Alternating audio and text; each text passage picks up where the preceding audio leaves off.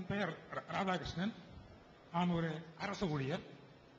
திரைப்படத்திலே ஒரு 10 படங்கள் நகைச்சுவை காட்சியிலே செய்திருக்கிறேன். சில ஆண்டுகளுக்கு முன்னால் இஸ்லாமிய தோழர்கள் செல்லும் பொழுதே அவர்களை பார்த்து மற்றவர்கள் தீவிரவாதி சொல்கிறார். நானும் சேர்ந்து சொல்லியிருக்கின்றேன். ஆனால் அரசு அலுவலகங்களிலே இஸ்லாமிய சகோதரர்களிடம் பழகுவதற்கும் மற்றவர்களிடம் பழகுவதற்கும் வித்தியாசம் இருக்கிறது. மற்றவர்கள் குடிப்பதற்கு காசு கொடுப்பார்கள். காசு கொடுப்பவர் மட்டுமல்லாமல் அவர்களோடு சேர்த்து அழைத்துக் கொண்டு குடிக்க செல்வார். இவர் குடிக்கக்கூடாது என்பதில் பிடிவாதமாக இருப்பார். அப்பொழுது வெகு நாள் கழித்துதான் இவரை புரிந்து கொள்ள வேண்டிய அவசியம் இருக்கிறது. இவரை நாம் ஏன் பின்பற்றக்கூடாது என்ற ஒரு ஆசை வந்தது. இதனுடைய விளக்கம் என்ன என்று தாங்கள் சொன்னாங்க. இது கேள்வி அல்ல, கேள்வியாகவும் இருக்கலாம், இதற்கு விளக்கமும் தேவைப்படுவது சொல்லலாம்.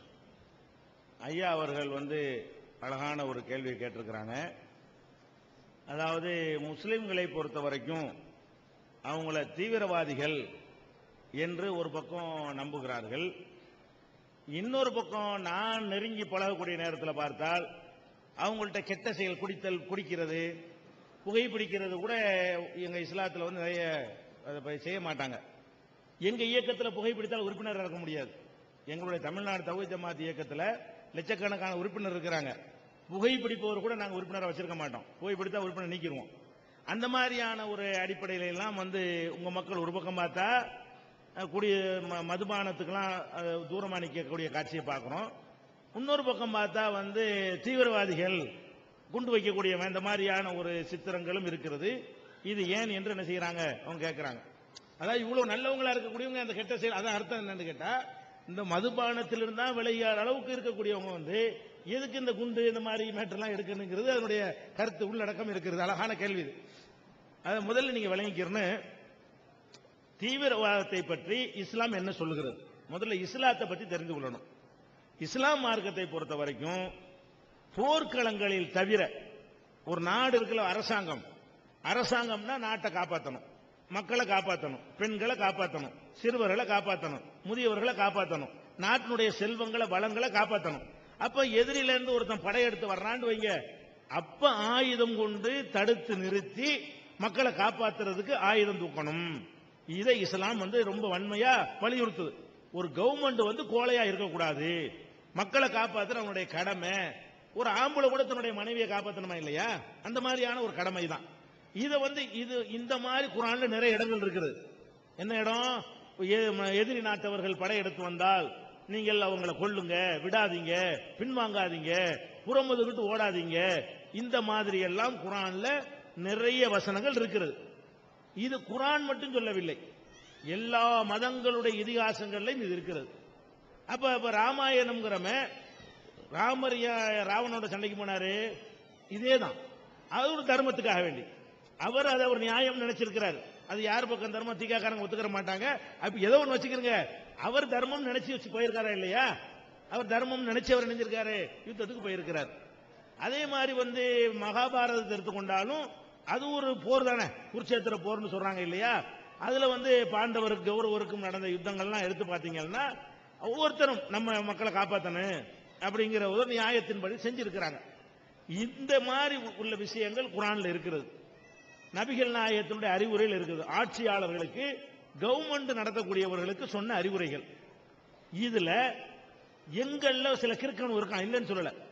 இஸ்லாத்தில் இருக்கக்கூடிய சில கிறுக்கன் இதை விளங்காம வெட்டுங்கள் குத்துங்கள் வரும்ல, அது அரசாங்கத்துக்கு சொன்னது, கவர்மெண்ட்டுக்கு சொன்னதுன்னு விளங்காம இவனுக்கு ஏதாவது பிரச்சனை செய்யறான், எர்ரா குண்டை, எர்ரா அருவாளைன்னு சொல்லி எடுத்துறான். அப்படி இல்லைன்றெல்லாம் நம்ம முட்டுக்கிட்டுலாம் கொடுக்க முடியாது. இருக்கிறார்கள், ரொம்ப ரொம்ப ரொம்ப குறைந்த எண்ணிக்கையில் இருக்கிறார்கள். அவங்க முஸ்லீம்களுடைய சப்போர்ட் அவங்களுக்கு எதுவுமே கிடையாது. ஒட்டுமொத்த மக்கள் நாங்கள் யாரும் என்ன செய்யறதில்ல, அவங்களுக்கு சப்போர்ட் பண்றது இல்ல. பள்ளிவாசல்கள் அவங்களுக்கு புகழ்ந்து பேசுவது கிடையாது. அவங்க வழக்குகளுக்கு கூட நாங்கள் உதவி செய்வது கிடையாது. அவங்கள ஆதரவாக இந்த சமுதாயத்தில் யாரும் நிக்கிறது கிடையாது. சின்ன நம்பர் இருக்கிறான். இதை நாங்கள் மறுக்க கிடையாது. நாங்க மக்களுக்கு விலைக்கு அதுவும் செய்யக்கூடாதுப்பா. இஸ்லாத்தில் அப்படி இல்ல. நபிகள் நாயகம் இந்த மாதிரி கவர்மெண்ட் இல்லாத ஒரு நேரத்தில் ஆயுதம் எடுக்க சொல்லி சொல்லவே கிடையாது என்பதை எல்லாம் எடுத்து சொல்லி நாங்கள் ஒரு பக்கம் விழிப்புணர்வு ஊட்டுகிறோம். அதே நேரத்தில் இன்னொன்னு நீங்க பார்க்கணும், இது மாதிரி காரியம் முஸ்லீம் மட்டுமா செய்யறான்?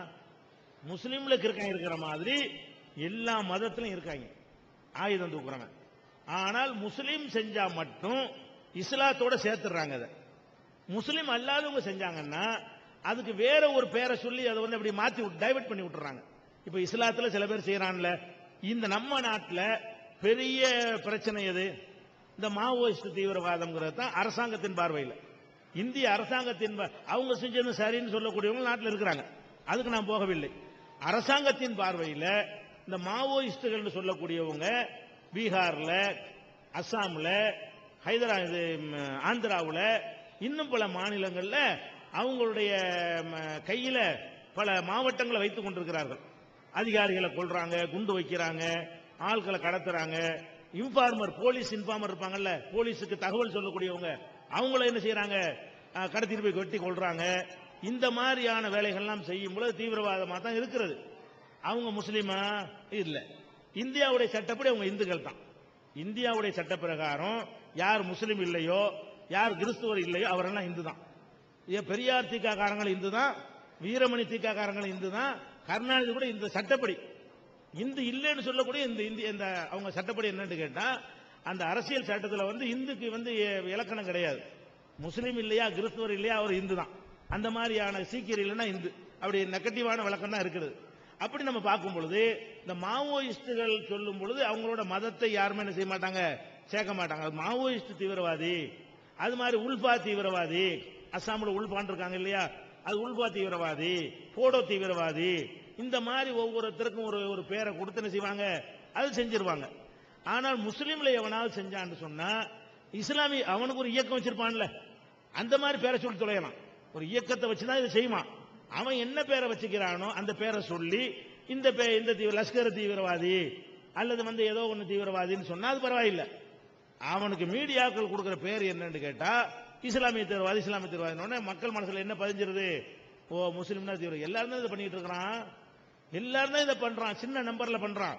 அதிகமான மக்கள் அமைதியை விரும்பினாலும் எல்லா மதத்திலையும் எல்லா இனத்திலையும் ஆயுதம் தூக்கக்கூடியவன் இருந்து கொண்டேதான் இருக்கிறான். நம்பர் 1 விளங்க வேண்டிய. இரண்டாவது விஷயம் இது. மூணாவது விளங்க வேண்டிய விஷயம் என்னன்னு கேட்டா, இந்த பேர் முஸ்லிம்களுக்கு வருவதற்கு காரணம் என்னன்னு கேட்டா, இப்ப ஈராக்ல எடுத்துக்கிறங்க, ஈராக்ல அடிக்கடி இந்த குண்டு வெடிப்புகள் நடக்கிறது, அது முஸ்லீம் நாடு. ஆப்கானிஸ்தான் எடுத்துக்கிறங்க, அதுல இது மாதிரி நடக்கிறது, அது முஸ்லீம் நாடு.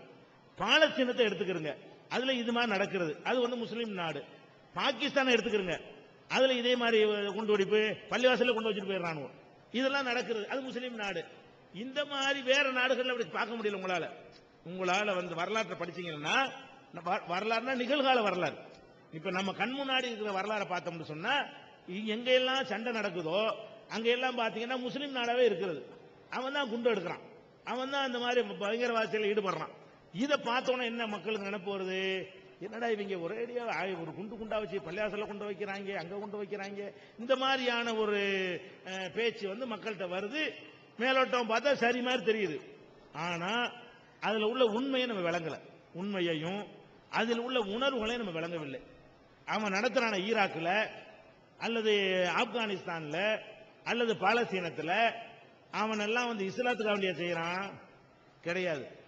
அதை வைக்கிறவன் ஒரிஜினல் முஸ்லீமா வச்சிருக்கிறானா, பேர் தாங்கி முஸ்லீமா தான் இருக்கிறான். அவன் எதுக்காக அதை செய்யறான்னு கேட்டா, நம்ம நாடு ஈராக் நாடு ஈராக்காரனுக்கு சொந்தம். இந்த நாட்டில் அமெரிக்கா வந்து எங்க நாட்டை ஆக்கிரமிச்சிருக்கிறான். ஆக்கிரமித்து விட்டு ஒரு பொம்மை அரசாங்கத்தை நிறுவி இருக்கிறான். அந்த பொம்மை அரசாங்கத்தை வைத்து எங்களை அடிமைப்படுத்துகிறான், எங்கள் பெட்ரோல் வளத்தை கொள்ளையடிக்கிறான். வெளிநாட்டுக்காரங்க இருக்கக்கூடாது, நாங்க விரட்ட போறோம் அப்படிங்கிறதுக்கு அந்த ஆயுதம் தூக்குனானா, இஸ்லாத்தை காப்பாற்றுறது தூக்குனானா? ஈராக்கில் ஆயுதம் தூக்குறான், அவன் இஸ்லாத்தை நிலைநாட்டுறதுக்காக தூக்குறான் இல்ல, அந்நிய ஆக்கிரமிப்புக்கு எதிராக தூக்குகிறான். நம்ம இந்தியாவில் கூட 1947க்கு முன்னாடி என்ன நிலை? 1947க்கு முன்னாடி ஒரு 200 வருஷ காலத்துக்கு பின்னோக்கி போங்க. நம்மளே என்ன செஞ்சோம்? வெள்ளக்காரனை குண்டு வச்சு கொள்ளலையா? துப்பாக்கியால் நம்ம சுடலையா? பகத்சிங் பண்ணலையா? நம்ம வீர வாஞ்சிநாதன் பண்ணலையா? ரயில்ல வச்சு ஆஸ்துரையை சுட்டு கொண்டாரா இல்லையா? அவர் துரையத்தானே சுட்டு கொண்டாரு. அப்ப ஜார்ஜ் பெர்னாண்டஸ் ரயில் நிலையத்தை கொளுத்தலையா? அவங்களெல்லாம் சுதந்திர போராட்ட வீரர்னு நம்ம ஏன் சொன்னோம்? இப்ப ஈராக்லையும் ஆப்கான்லையும் என்ன செஞ்சுக்கிட்டு இருக்கிறானோ, இவன் நவீன டெக்னாலஜினால சாமா மாறி இருக்கிறது, மெட்டீரியல் மாறி இருக்கிறது. இதே மாதிரியான ஒரு விஷயத்தை தான் அன்னைக்கு நம்ம நாட்டில் நம்ம செஞ்சோமா இல்லையா? நம்ம அப்பம் பாட்டம் செஞ்சானா இல்லையா? அப்ப எல்லாருமே சுபாஷ் சந்திரபோஸ் என்ன பண்ணாரு? அவர் தேசிய ராணுவத்தை அமைச்சாரு, அமைச்சு தானே அரசாங்கத்துக்கு பதிலடி கொடுத்தாரு. அவர்கள்லாம் தியாகிகள் சொல்றோம். ஏன்? அவர்கள் மதத்துக்கு அவங்க செய்யவில்லை, எங்க நாட்டை நீ ஏன் ஆள்றங்கிறது செஞ்சாங்க, விரட்டுறதுக்கு செஞ்சாங்க. எந்த ஒரு மனுஷனும் தன்னுடைய நாட்டை அடுத்தவன் ஆக்கிரமிக்கும் பொழுது அவனுடைய எதிர்ப்பை காட்டத்தான் செய்வான். இது தற்செயல அமெரிக்கா ஆக்கிரமிச்ச நாடுகள்லாம் முஸ்லீம் நாடுகளா இருக்குது, அதனால முஸ்லீம் செஞ்சுட்டு இருக்கான், அவ்வளவுதான் மேட்ரு. அமெரிக்கா ஆக்கிரமிச்ச நாடுகளை எடுத்துக்கிட்டீங்கன்னா வரிசையா என்ன செய்யுது? முஸ்லீம் நாட்டில் பெட்ரோல் வளம் இருக்கிறது, அதை கொள்ளையடிப்பதற்கு அமெரிக்கா என்ன செய்யறான்? ஏதாவது நொண்டி சாக்கையை வைத்துக் கொண்டு உள்ள நுழைஞ்சு விடுகிறான். இப்ப லிபியாவில் ஒரு நொண்டி சாக்கை கிடைச்சு அங்க நுழைய பார்க்கறான். அங்கேயும் எண்ணெய் வளமிக்க ஒரு நாடு தான் அது லிபியா. ஆப்பிரிக்கா நாட்டிலேயே அதிகமான, ஆப்பிரிக்கா கண்டத்துல அதிக எண்ணெய் வளம் லிபியாவில் இருக்கிறது. இப்ப அங்க போய் கொண்டு போட்டு இருக்காங்க. எதுக்காக வேண்டி பண்றான்? லிபியாவில் பெட்ரோல் இருக்கிறது, சவுதி அரேபியாவில் பெட்ரோல் இருக்கிறது, அந்த பெட்ரோலை இவனுடைய கண்ட்ரோல்ல வச்சுக்கலாம், இவனுடைய கம்பெனிகளுக்கு தான் அந்த குத்தகையை வாங்கலாம், அமெரிக்காவுடைய பொருளாதாரத்தை வளர்த்துக் கொள்ளலாம். இதுக்காக வேண்டி ஒவ்வொரு நாடா போறான். நம்ம நாட்டில் ஒரு பேச்சுக்கு இறைவன் காப்பாற்ற வேண்டும், அப்படி நடக்கக்கூடாது. நம்ம நாட்டில் ஒரு பேச்சுக்கு அமெரிக்காக்காரன் வந்து இப்படி வந்தா நானும் குண்டு வைக்கணும், நீங்களும் குண்டு வைக்கணும். நம்ம நாட்டில் வந்து அமெரிக்காக்காரன் இப்படி இறங்குனா அவனை விரட்டுறதுக்கு நம்ம என்ன செய்யணும்? ஆயுதம் தூக்கித்தான் இந்த நாட்டை காப்பாற்ற முடியும் என்றால் அது மதத்துக்கு செய்யறது கிடையாது, நம்ம நாட்டுக்கு செய்யறது. நம்ம சொத்தை நம்ம காப்பாற்றணும், வீட்டை காப்பாற்றணும், நாட்டை காப்பாற்றணும், தெருவை காப்பாற்றணும், நம்முடைய அலுவலகங்களை காப்பாற்றணும், நம்முடைய வழிபாட்டு தலங்களை காப்பாற்றணுங்கிற கடமை இருக்கு இல்லையா? அது மாதிரியான ஒரு கடமை இவங்க செய்யறாங்க. எல்லாம் முஸ்லீம் நாடா இருக்க போய் என்ன பேரா போச்சுன்னா இவங்களுக்கு இதே வேலையா போச்சுங்கிறாங்க. அவன் இஸ்லாத்துக்கு செய்யவே இல்லை. ஈராக்கில் குண்டு வைக்கிற எவனும் தொழுவ மாட்டான், முதல்ல அவனுக்கு இஸ்லாமே கிடையாது. அவன் எதுக்கு செய்யறான்? அமெரிக்காக்காரன் போட நாட்டை விட்டுங்கிறான். அமெரிக்காக்காரனுடைய பொம்மை அரசாங்கம் இருக்கக்கூடாது. அப்ப இதனால இந்த ஒரு பேர் வந்து விட்டது, இதை நீங்க விளங்கிக் கொள்ள வேண்டும். ஒட்டுமொத்த முஸ்லிம்களாகிய நாங்கள் இதை வன்மையா வெறுக்கிறோம். எங்க மார்க்கமும் வெறுக்கிறது. நபிகள் நாயகத்தினுடைய ஆட்சி காலத்தில் முஸ்லிம் அல்லாதவர்கள் எல்லா உரிமைகளையும் பெற்று அவ்வளவு மதிப்போடு மரியாதை இருந்தார்கள். எந்த விதமான அவங்களோட உரிமைக்கு பங்கம் ஏற்படவே இல்லை. அவங்க ஆட்சி காலத்தில் ஒரு யூதர்கிட்ட தன்னுடைய இரும்பு சட்டையை, கவசத்தை அடமானம் வைத்து விட்டு நபிகள் நாயகம் கோதுமையை கடனை வாங்குறாங்க. அப்ப நாட்டின் ஜனாதிபதி அடமானம் வைக்கக்கூடியவராகவும் எதிரி சமுதாயத்தை சேர்ந்தவர் அடமானம் பெறக்கூடியவராகவும் எப்படிப்பட்ட இடத்துல இருந்திருக்காங்கன்னு பாருங்க. இப்படித்தான் நபிகள் நாயகம் எங்களுக்கு இணைஞ்சிருக்கிறாங்க, கற்று தந்திருக்கிறார்கள். மத்த மதத்துக்காரங்களை தாக்குவது, கொள்வது, அடிக்கிறது என்பதெல்லாம் இஸ்லாத்துக்கு உகந்தது கிடையாது. இதுல இங்க இருக்கிற முஸ்லிம்கள்ல கூட 99% மக்கள் நாங்கள் யாருமே அதை ஏத்துக்கிறது கிடையாது. நாங்க அந்த மாதிரி செயல் செய்தவர்களை சமூக பகிஷ்காரம் செஞ்ச மாதிரி ஒதுக்கி வச்சிருக்கிறோம். அதான் உண்மை.